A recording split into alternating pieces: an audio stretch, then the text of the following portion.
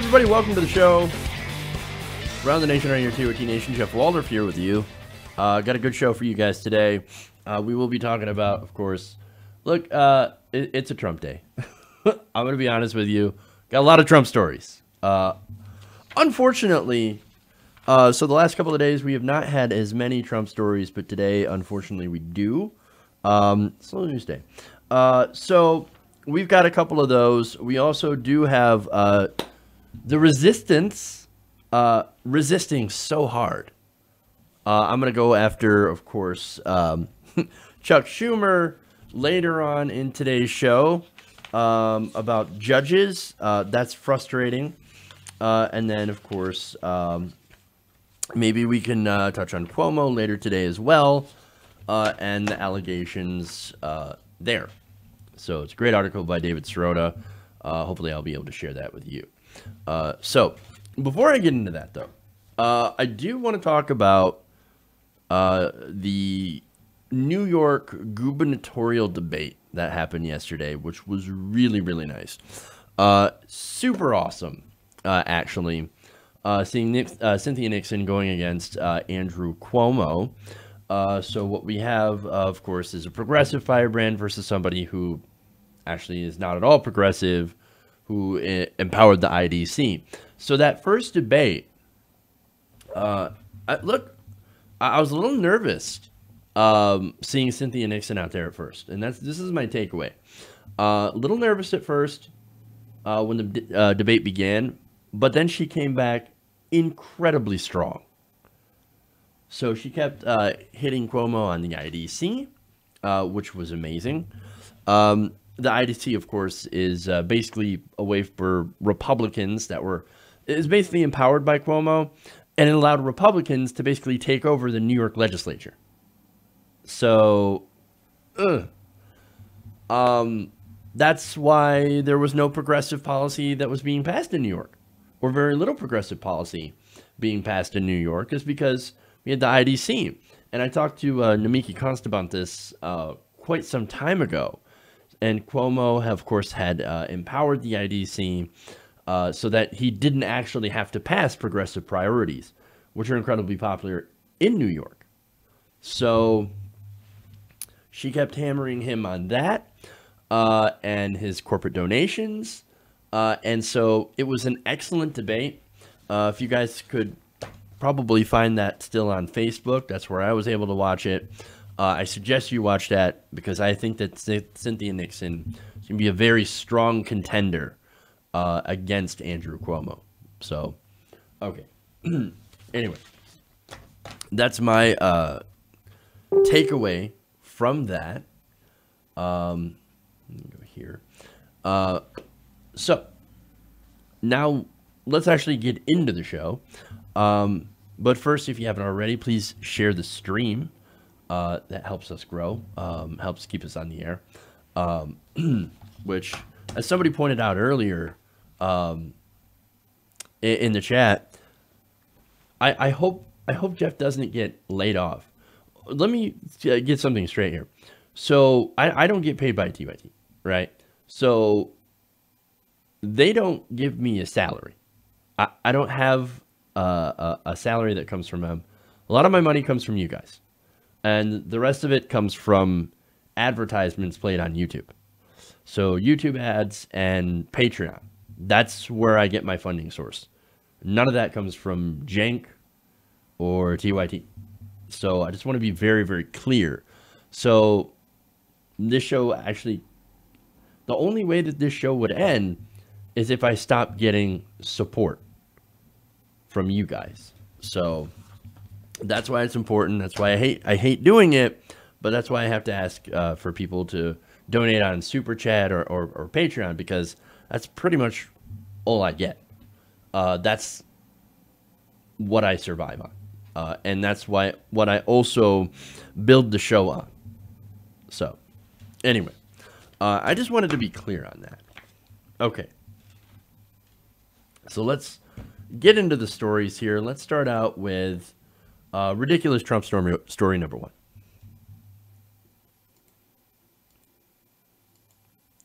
And we'll have some different stuff tomorrow, so some important stuff tomorrow, so want to tune in for one of those. Okay.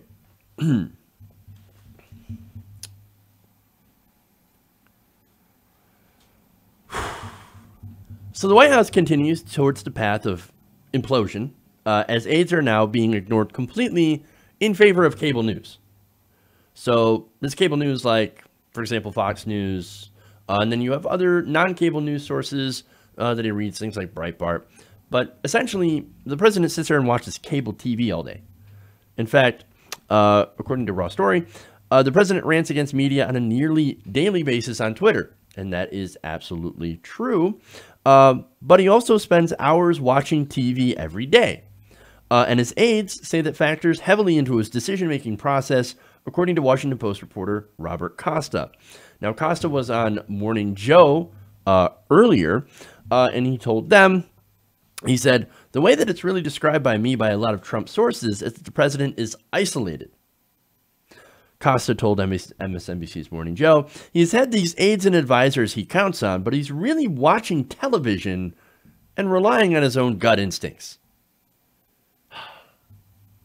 Oh boy. That has caused some alarm inside the president's circle. That as he becomes more besieged by political and legal problems, that he could rely more on the fiery types around him and his own gut instincts than bringing in establishment Republicans. Now, look, if you're bringing in more establishment Republicans, it means you're getting more things done. That's a disaster.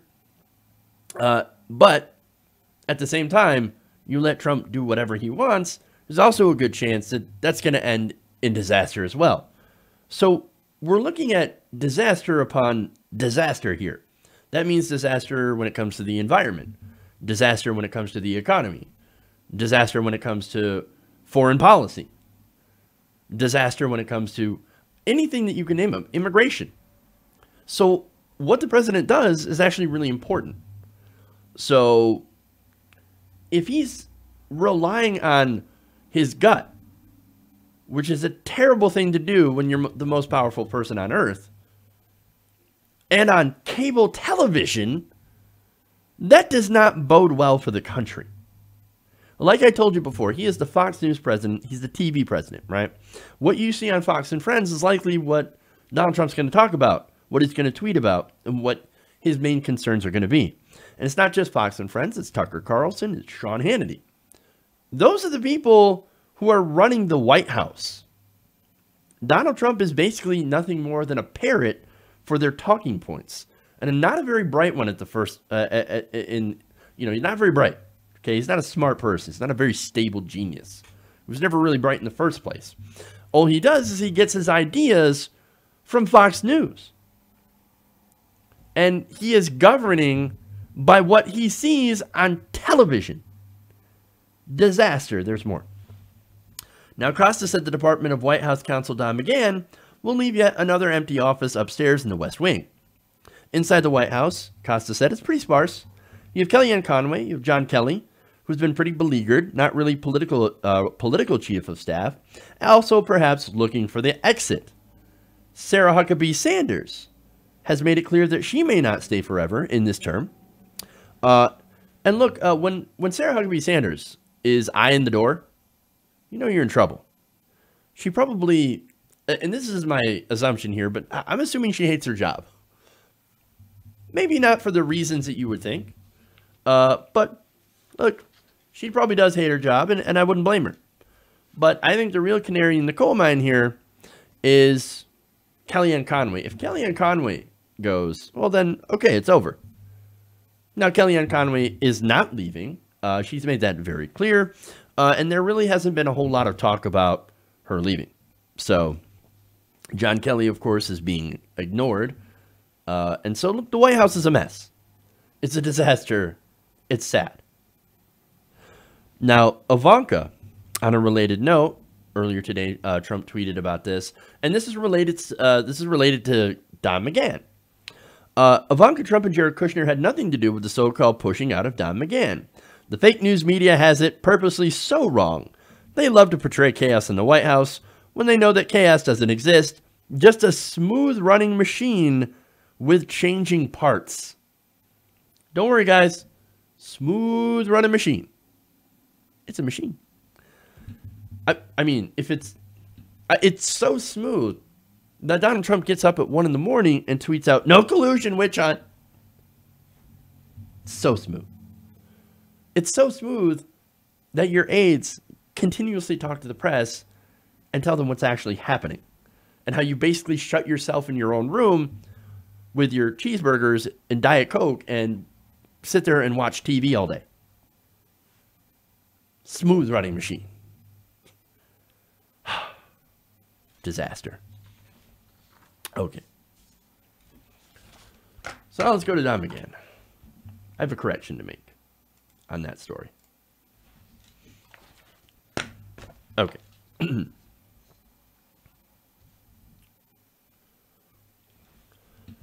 So yesterday, news came out about Don McGahn.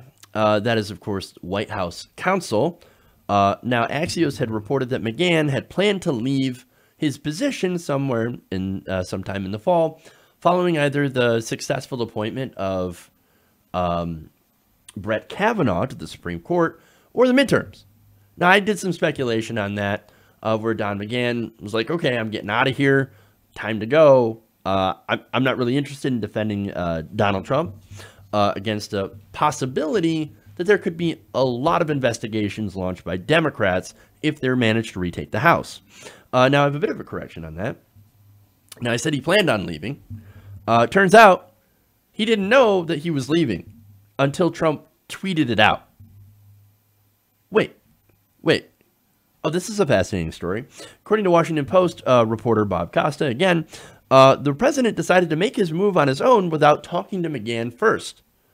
So now, I guess there's some, what I see, conflicting reports of where Don McGahn, as I said before, told Axios that, yeah, or at least his friends had told Axios, look, I want to leave in the fall. I want to leave on a high note. President Trump then apparently finds out about it. And then, well, Trump's like, oh, no, you're not going to leave. I'm going to fire you. I'm going to push you right out. And that's apparently what happened. Now, Costa says, this is how the president often behaves, and McGahn's associates have been telling friends that it's death by Twitter or announcement by Twitter, personnel-wise, for many people inside of this White House. According to Washington Post D.C. Bureau Chief Philip Rucker, Trump does not like people to leave on their own. He likes to show people the door. Well, look, I'm not surprised. Are you guys surprised? No. He ran an entire show where he basically fired people. That was his catchphrase. You're fired. I mean, just who's all surprised that he likes to fire people? Of course he does. Now, he's done this before too, by the way. He's basically made announcements on Twitter that he's firing people, and the people who are fired don't find out until they check their Twitter account. Oh, shit. Now, other reports have come out earlier today suggesting that it was Ivanka Trump and Jared Kushner that may have also pushed out McGahn. So that led, of course, Donald Trump earlier to tweet this. Ivanka Trump and Jared Kushner had nothing to do with the so-called pushing out of Don McGahn. Fake news media has it purposely so wrong. They love to portray chaos in the White House when they know chaos doesn't exist. This is a smooth running machine with changing parts. Smooth running machine. Right. Now, the president followed this up on Thursday by launching a defense of his daughter after the report in the New York Times suggested she had been critical of McGahn when discussing him with Trump. Now, in particular, over an earlier report from the Times stating that the White House was unaware of the extent to which McGahn had cooperated with special counsel Robert Mueller. Now, it turns out McGahn had sat down for 30 hours of interviews with Mueller. Who knows what he told him? Who knows what information that he might have had? I made the president a little nervous. Now, look, we know earlier that McGahn had threatened to quit when Trump tried to fire Mueller. Yes, he's like, no, I'm going to fire Mueller. And McGahn said, no, you don't want to do that. You don't want to do that. Pull it back, or else I'm getting the hell out of here. And somehow that stopped Trump from doing it. Not only that, but he had begged McGahn, Trump did, to try and get Sessions to not recuse himself. So look, but look, the question here is, though, why did the White House counsel speak so openly with investigators, with Mueller in the first place? You would think that's not what they would want to do. 30 hours of testimony, not a small thing. 30 hours of testimony is fairly big, fairly huge. Now, according to a New York Times piece before, McGahn's cooperation began in part as a result of a decision by Mr. Trump's first team of criminal lawyers to collaborate fully with Mr. Mueller. So that first team was like, hey, work with Mueller, the investigation's going to go away. These guys believe that Donald Trump did absolutely nothing wrong. No, go ahead and share everything. It's fine. It's fine. Now, the president's lawyers explained that they believed that their client had nothing to hide and that they could bring the investigation to an end quickly. That did not happen.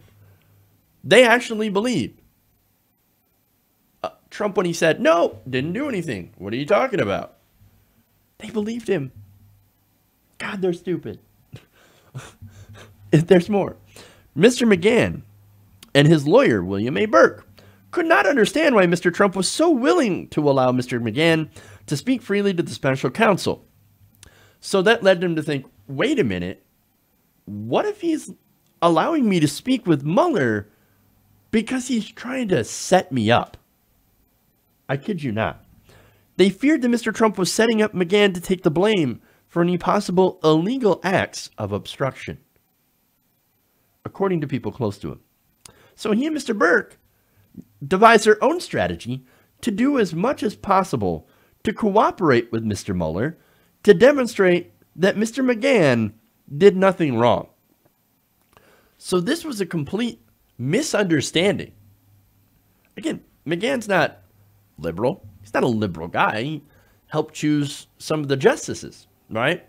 That President Trump and the Democrats, unfortunately, just allowed to take their seats. Just passed them right through the Senate. Definitely somebody who was on Trump's side. But he thought, what if Trump's trying to get me to be the fall guy? Huh. Turns out it was not a big strategy. It wasn't a grand strategy. He realized that later, oh no, there was no plan. Donald Trump does not plan. He doesn't think. He doesn't have a strategy. He's got no idea what he's doing. Oh my God, and I just gave 30 hours of testimony to Robert Mueller. What have I done? Donald Trump may be the dumbest person in office. And look, I used to think, I wish we could go back to the days where Louis Gohmert was the dumbest person in office. Nope. We haven't heard from old Louis in a while either, on a side note. But look, Trump, when he found that out, the extent was not happy about this. And he's like, what are you doing, McGahn? 30 hours with Mueller? What do you do? Oh, no. So, of course, he was very, very angry because he saw that as an act of disloyalty. As I said before, McGahn, not necessarily 100% loyal to Donald Trump, but supposed to be the White House special counsel, not Donald Trump's personal lawyer, was, as I said before, loyal to him, but also loyal to his job. So he wanted to do the correct job and defend the office, the White House. And he showed what he was willing to do, what he wasn't willing to do. He wasn't willing to fire Mueller, as Donald Trump had ordered him to do. And so Donald Trump saw that as the ultimate betrayal. Even though McGahn was a good ally for Donald Trump, did try to protect the office, and did help him get a ton of judges through. Which, by the way, a lot of those judges are lifetime appointments. So this is setting the stage for conservative courts for generations.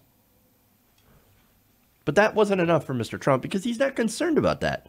He's not concerned about conservative principles, conservative justices. No. The thing that he worries about the most is, are you loyal to me? That's all he cares about. He's an authoritarian. He's like a mob boss in that respect. And that's what it comes down to. in Trump world, loyalty. And if you're not loyal to Trump, well then, as McGahn has just found out, you get shown the door. So, okay. Moving on. Let's go to shift gears away from Trump over to the Democrats. Oh boy. Okay.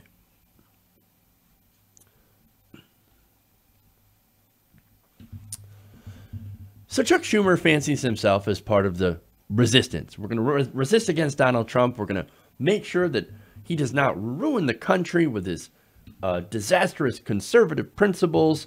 And we're going to fight against his judicial nominees. We're going to fight against, we're going to resist. We're going to resist, right? Well, that's unless they're in a hurry to go home. Then it turns out, no, resistance? What are you talking about? No, we just want to get out of here. According to HuffPost, Senate Democrats agreed to expedite votes on 15 of Trump's nominees to lifetime federal court seats, all because they wanted to go home early. Majority Leader Mitch McConnell had lined up votes for all these district court nominees last week. Now, normally, under normal circumstances, Senate rules require up to 30 hours of waiting time for each nominee. So they could have stretched this out quite some time, right? Something Democrats typically take advantage of to delay action on confirming Trump judges, right? So here's what they could have done. And this is something that the Republicans had done all during the Obama administration. Delay, delay, delay. We're not going to confirm your judges. We're just going to use our procedural rules to delay so that you never get to pick, so that later on, if we win, and this was the case, we get to confirm our justices. Well, that's what happened. Minority Leader Chuck Schumer had just cut a deal with Mitch McConnell on Tuesday to bypass the wait times and get them all through. Resistance. This is your resistance. Chuck Schumer dealing with Mitch McConnell. Oh, hey, McConnell, I know you blocked pretty much every justice that we tried to put forward during the Obama administration, which left a lot of these circuit court positions empty and clogged up the court system because, as I said before, they wouldn't allow Obama nominees to go through. But Chuck Schumer says, forget all that. No, I want to go home and campaign, so I'm just going to rush all these through. Here we go. Great job. Great job resisting, Chuck Schumer. Great job. It gets worse. Now, a lot of these justices are incredibly conservative. Their positions are anti-abortion, anti-LGBTQ rights, anti-voting rights, etc. And they are lifetime appointees. Lifetime. They're going to be judges. They're going to be making decisions, important decisions, long after Trump is out of office, long after he's dead. And look, so far, Trump has gotten 26 circuit court judges confirmed, more than any other president at this point in his term. So when it comes to the circuit courts, man, Donald Trump has just set up a conservative, basically wave in the judicial system that's going to last for a long time. Add in, of course, Justice Neil Gorsuch when it comes to the Supreme Court. They did the same thing. Delay, delay, delay. Merrick Garland. I didn't like Merrick Garland. I thought he was too conservative. But here you have Merrick Garland, who was appointed by President Obama, being stalled by Mitch McConnell. They stalled and they stalled and they stalled. Didn't let him get on the court. Wouldn't even hear him. Wouldn't even hear him. That's a stolen seat. They stole that seat from Barack Obama, and now probably the Democrats are going to cave on Brett Kavanaugh. This is a disaster for generations, man. And here you have the Democrats in the Senate, led by Chuck Schumer, saying, we don't care. No, we're going to let you have your way so that we can get out of work early. So we can go and we can campaign. These are the same Democrats that called Trump dangerous. And thanks to the recent implications by Michael Cohen, criminal. Oh, he's such a dangerous criminal. He's a danger to democracy. But I'm going to allow him to have his judge picks. You're going to let a criminal reshape the judiciary for generations. No, some resistance, man. Brian Fallon. Brian Fallon was previously Schumer's chief spokesperson, right? So he came out and he said, quote, trading this many lifetime positions away for a couple of days back home in the dead of August is a metaphor for how myopic the Democrats' approach has been at this dark moment in history. He also says, an entire branch of government is being lost for generations and Senate Democrats are willfully blind to it. In the coming months and years, these same Democrats will issue outraged statements about the rulings issued by the very judges that they could not be bothered to try to slow down. It is pathetic. Absolutely pathetic. Pathetic is one way to describe the current crop of corporate Democrats. All they care about is power. All they care about is campaigning so they can get reelected. That's it. That's it. This is all politics, and it's sickening. It's disgusting how Washington works. Absolutely disgusting. We need a clean house, man. Now, I have one quote here, right? And this is fun. A senior Democratic aide pushed back on the idea that the Democrats caved. Already that's fun. Noting that most of the judges confirmed Tuesday had Democratic support, which means absolutely nothing, and that some senators would rather be home on the campaign trail. Again, you're already seeing how this is hilarious. This aide, who requested anonymity to speak freely, and probably because he would be completely crushed and destroyed by progressives, said these judges would be confirmed eventually. It could happen while members were in D.C. or back home trying to win a majority in the Senate. And yes, mostly non-controversial judges with lots of Democratic support. He keeps saying, well, they're supported by Democrats, supported by Democrats. Justice Neil Gorsuch was also supported by Democrats. That's the only way that he was able to pass through. That means absolutely nothing. The fact that he's got Democratic support. And speaking of that, right? Oh, no. You understand, these are non-controversial. Let me give you one example, right? Charles Goodwin, right? Charles Goodwin was one of the justices that got through. He was rated to be not qualified to be a judge by the American Bar Association.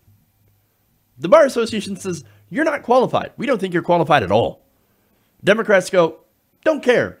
We think you're qualified enough. Can we go home now? Can we go and collect our donor checks? Can we go home? I really want to go back and beg for money at these $2,000 a plate fundraisers. Come on, let's go, let's go, let's go. Sickening, man. The Democrats just let them through. They let them all through. They don't fight. They don't have a backbone.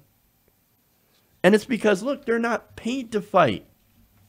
Now, Republicans fight like lions against Democrats. They're vicious. And you know what? In politics, that actually works. You have to be vicious. Democrats, however, they're like little lambs. When you're going against Republicans, they refuse to be vicious. They refuse to fight. No. They save that. They save that energy to fight progressives.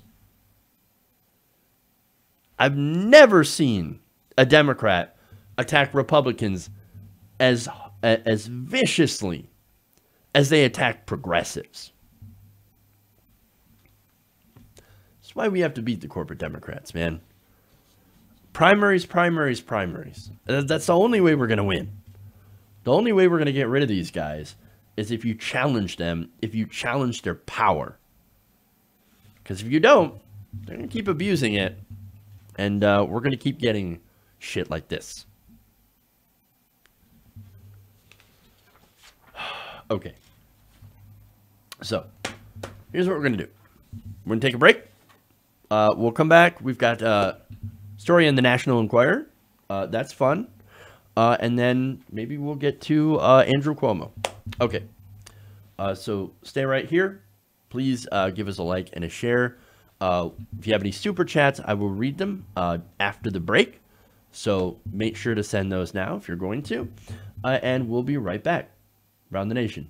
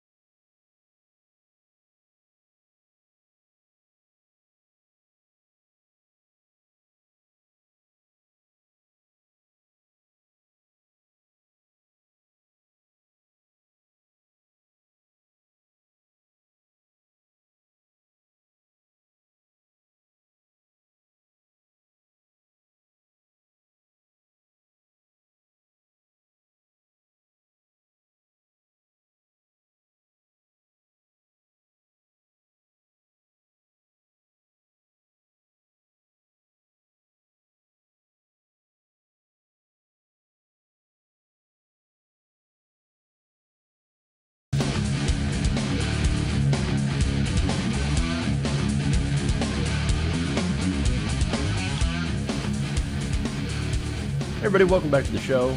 Around the Nation right here, TYT Nation. Jeff Waldorf here with you. I have a super chat to read. Yeah, I don't know if that one. Okay. Michael McAllister says the debate is on CBS New York YouTube channel. So if you guys want to check that out, I strongly suggest that because it was an excellent debate. I forgot, one of my favorite parts is when Cuomo, he's like, you're a corporation. Why is it my favorite? Because it's most ridiculous. Calling Cynthia Nixon a corporation. Hilarious. But you'll see that if you go and watch that, because it was pretty amazing. Okay, anyway. So, thank you, Michael McAllister. I appreciate that. That's how you can support the show, by the way. So, another way you can support us is patreon.com/TYTNation. Helps keep us on the air as we don't get paid from anybody else, but pretty much you guys and YouTube ads, which have been absolutely terrible for revenue. Anyway, I don't want to get into that. Let's move on. We have, let's talk about Trump and Pecker. Terrible. Awful. Okay.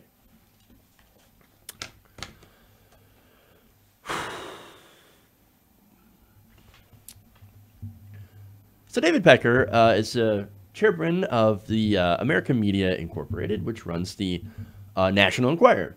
Now, he's also a friend of Donald Trump, or was a friend of Donald Trump. As you'll see, maybe not the best kind of friend, as he has all sorts of dirt on Donald Trump. Now, it turns out that President Trump, before, I guess when he was candidate Trump, decided, oh, you know what I need to do with all that dirt that you have? I want to buy it. I want to buy that dirt from you so that I can destroy it. Awesome.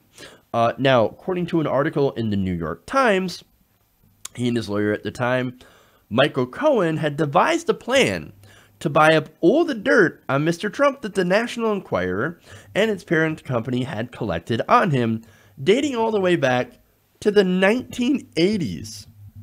What, you think Donald Trump hasn't always been a sleazebag? It goes back to the 80s and probably beforehand. Him doing terrible, shady things. Now, this is according to several of Mr. Trump's associates. Now, the existence of the plan, which was never finalized, has not been reported before, but it was strongly hinted at in a recording that Mr. Cohen's lawyer released last month of a conversation about payoffs that Mr. Cohen had with Mr. Trump. Now, in the recording, Cohen had said, it's all the stuff, because you never know. You never know when Cohen is going to face some legal difficulties and will turn on Donald Trump. Ironic. This is irony to the max. But anyway, the move by Mr. Trump and Mr. Cohen indicated just how concerned they were about all the information amassed by the company, American Media, and its chairman, David Pecker, a loyal ally for Trump for over 2 decades, who now has cooperated with investigators, of course, related to the payment to Stormy Daniels and Karen McDougal. Now, it is not clear whether yet the proposed plan to purchase all the information from American Media had attracted the interest of federal prosecutors in New York. But the prosecutors have, in an interesting move, provided partial immunity to Mr. Pecker, who was a key witness in their inquiry into those payments made on behalf of Mr. Trump during the 2016 campaign. Now, the people who knew about the discussions would only speak about them on a condition of anonymity, given that they are now the potential subject of a federal investigation that did not end with Mr. Cohen's plea. So, now this is fascinating, right? Now, I reported before from the Associated Press, who talked about a vault they have filled with dirty stories about Trump. Now, the New York Times says that it's not known how much material on Mr. Trump is still in American media's possession, because as the Associated Press reported before, that Pecker had taken this from the vault and moved it to a place where he only knows the location of. So him and his co-chair of American Media. So they took that information. We don't know if they destroyed that information or if they kept it in another place. Now, someone like Pecker, who basically takes this information from celebrities, buys off these stories, does these catch and kill, would keep these stories around because that gives them leverage. Hey, man, look, I got leverage over you. So if you don't want this released, you're going to help us out. You're going to help us maybe get some tax cuts or just, allow us to print whatever we want. It's fine. As long as you play ball, they're never going to know about your secret affairs. They're never going to know about this. They're never going to know about that. It's an interesting racket. And this, of course, was started by Mr. Pecker. Now, prosecutors have not said whether they have obtained any of the material beyond that, which pertains to Miss McDougal and Miss Clifford, and the discussion about their arrangements. So, as I said before, this whole thing started with David Pecker. Now, for the better part of 2 decades, they explained that Mr. Pecker had ordered his staff at American Media to protect Mr. Trump from these troublesome stories, in some cases buying up stories about him and filing it away in their secret little vault. In 2016, to show how they had taken sides, he kept his staff from going back through the old Trump tip and story files that dated to before Mr. Pecker became company chairman in 1999. Several former staff members told in interviews with the New York Times. That meant that American Media, the largest gossip publisher in the country, did not play a role in the election year in vetting a presidential candidacy, Mr. Trump's, made for the tabloids. So that's very interesting. So, look, during the election, they could have run these stories and they could have cleaned up. Easily. Front page headlines. National Enquirer, right? They could have made a ton of money. What did they do? They didn't do it. Why? Because the person that Pecker's friend, Donald Trump, could become president of the United States, could become incredibly powerful, and then, by extension, the National Enquirer could also become incredibly powerful. They could be sitting in the press office, in the press pool. Legitimate media, independent media, they don't get in the press pool. But then you allow people like InfoWars, right? And Daily Wire and all these conservative outlets that make things up. They get to be in the press pool. They leave out progressive voices and actual outlets that tell the truth. And they give it to people. They give access to people who make up lies. And of course, American Media wanted to be a part of that. Pecker definitely wanted to be a part of that. Now, Pecker also worked with Trump and Cohen to bury Miss McDougal's story of an affair with Mr. Trump, a practice known as catch and kill. Mr. Cohen admitted as much in making his guilty plea last week. Not only that, but shortly after American Media completed the arrangement with Miss McDougal at Mr. Trump's behest, a troubling question began to nag at Mr. Trump and Mr. Cohen, according to several people who knew about the discussions at the time. What would happen to American Media's sensitive Trump files if Mr. Pecker were to leave the country, the company? Not only that, but as you can see, the concern now is, well, Mr. Pecker just got immunity. So, now, Mr. Cohen, of course, those people said, was hearing rumors that Mr. Pecker might leave American Media for Time magazine, a title Mr. Pecker is known to have dreams of running. There was perennial talk about American Media's business troubles, and Mr. Trump appeared to take a world-wearier view of the wisdom of leaving his sensitive personal secrets in someone else's hands. That's why they wanted to buy them off. Now, Mr. Trump said of Mr. Pecker in a conversation with Mr. Cohen, said, maybe he gets hit by a truck. Talking about his friend. Well, I mean, the guy's got all this information on me. Maybe he gets hit by a truck, you know what I'm saying? That's some friend you are, man. Now, when the Times first reported that the recording had been discovered by the FBI, people close to Mr. Cohen and Trump initially described it as the narrow context of Ms. McDougal's deal. But Mr. Cohen, in fact, indicates in the audio that he and Mr. Trump are speaking about arrangement involving far more, which would be the purchase of pretty much the entire cache of dirty secrets. Cohen said, "I need to open up a company for the transfer of all that info regarding our friend David." Now, the plan got far enough along that Mr. Cohen relays in the recorded conversation that he had discussed paying for all the information from American media with the Trump Organization's chief financial officer, Alan Weisselberg.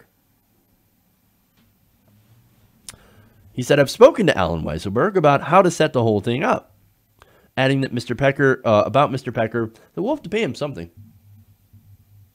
Of course, in the end, there was no deal, and Pecker still has all of his dirty stuff on Trump, and Trump is without his Pecker. I know, that was terrible. Couldn't help myself. Sorry, guys. So, look, this situation, not good for Trump. Weisselberg also got partial immunity. Uh-oh. Now, Mr. Weisselberg, they report, ultimately provided information about Mr. Cohen under a deal that protected him from self-incrimination. As prosecutors continue in their investigation, Mr. Weisselberg could serve them as a particularly helpful guide through the Trump Organization's operations, and that's why it's a damn big deal. It's a really big deal that they've got Weisselberg, because Weisselberg has the books. You think Trump is smart enough to do his own books? Oh, of course not. Yes, he would continuously balk about money. That's because he's not a rich person. Donald Trump has gotten, well, I wouldn't say rich, but he's made his money off screwing people over. He's not a rich person. He's not a very good businessman. He couldn't even do this deal to secure his own dirty stuff. So, look, now Mr. Pecker, going to him, whose company is expected to be of continued interest in the investigation, also has a similar arrangement with prosecutors. Potentially as worrisome for Mr. Trump and his advisors, Mr. Pecker could be a particularly knowing guide through other possibly for potentially illegal efforts made to protect Mr. Trump's candidacy from his own less savory exploits. People with knowledge of American media's operations who would only speak on condition of anonymity describe the files of Mr. Trump as mostly older National Enquirer stories about Mr. Trump's marital woes and lawsuits, related story notes and lists of sensitive sources, some tips about alleged affairs, and minutiae like allegations of unscrupulous golfing. And as the Associated Press reported last week, some of that information was kept in a safe devoted to particularly sensitive material. Now, many of the older National Enquirer stories, they note, are often not accessible through Google or databases like Nexus. So, look, that's why they have the vault. They can't get it online. That's the only source of the information. So you got to wonder what kind of stuff they have in there. What the details. How far does it go? And the other question is, will it matter to Trump supporters? My guess is probably not. Going back to that interview with Robert Jeffress, right? He's like, oh, no, I don't actually care about any of that. You know why? Because he's right on the issues for us. So I don't care about his baggage. I don't give a damn about his baggage. What I care about is right in the issues. So in that context, when you look at that, it is interesting. And there are things that are possibly illegal in there. And that is a good reason to go and look after it. But I think the most important thing that we should do if you want to defeat Trump is to defeat him on policy. While this stuff is interesting, and look, there's possibly illegal things on there, I think still the best way to defeat Trump is to defeat him on policy, is to run a strong progressive candidate who is uncorrupted, who can defeat him on the issues. So, okay. Anyway, there's that story. Let's move on. I'm going to do something a little bit different. I know you guys are probably trumped out. So let's go to a story here about Detroit. I do not have a sidebar for this. I'll throw it in later. All right.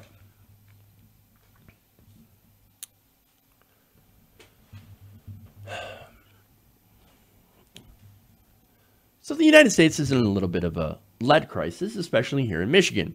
Now, Flint, of course, has dominated some of the headlines here, and which it absolutely should, about all the lead in the drinking water. But it's not just in Flint.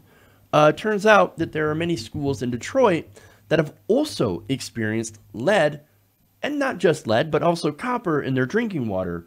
And it's gotten to the point of where it's so bad that the Detroit School District has decided to shut off the water. It turns out that in 16 out of 24 schools that have been recently tested, the results have been disastrous when it comes to both the levels of copper and lead in the water. Now, according to Nikolai Vidi, superintendent of the Detroit Public Schools Community District, he said, although we have no evidence that there are elevated levels of copper or lead in our other schools where we're awaiting test results, out of an abundance of caution and concern for the safety of our students and employees, I'm turning off all drinking water in our schools until a deeper and broader analysis can be conducted to determine the long-term solutions for all schools. Then the move came even after officials from the city and the Great Lakes Water Authority sought to assure residents that water provided by the authority was safe to drink, pointing to the district's infrastructure as the problem. Now, here's what's interesting, right? So here we have an entire school system in one of the biggest cities in our state, possibly the biggest city in the state, Detroit, shutting off the water because of lead and copper. Water's contaminated. The water's contaminated. And here we have a state that has given a lot of money to rich people and corporations. We've been under Republican governance here in Michigan, Rick Snyder, for quite some time. So Rick Snyder and Republicans have been funneling all the state money towards the rich, giving them gigantic tax cuts and doing more deregulation. They have not been fixing our infrastructure. And so that's one of the reasons why it's so disastrous. And on a federal level, it gets even worse. Again, we have infrastructure problems all over the country. Michigan, Flint is not the only place where lead has been found in the water. It's been happening all over. Not just lead, but also there have been contamination by PFAS, right? PFAS, right? So they found that in the water. That's been a problem in cities and even on military bases. So we have huge contamination issues. But what are we doing with the money? We're giving tax cuts to the rich people, to corporations, in which 83% go to the rich. That the benefits of that money. Those corporations are using it to buy back their own stock and inflate their own value, creating another problem, an economic bubble in Wall Street. They're not using that money to fix infrastructure, and as a result, children are unable to trust the water at their schools, and they're unable to drink the water at the schools because they have to shut it off. This is a disastrous situation. Now, let me get to more details here. Now, Dr. Vidi did say that he has no evidence that all children or at all that children have been impacted from a health standpoint.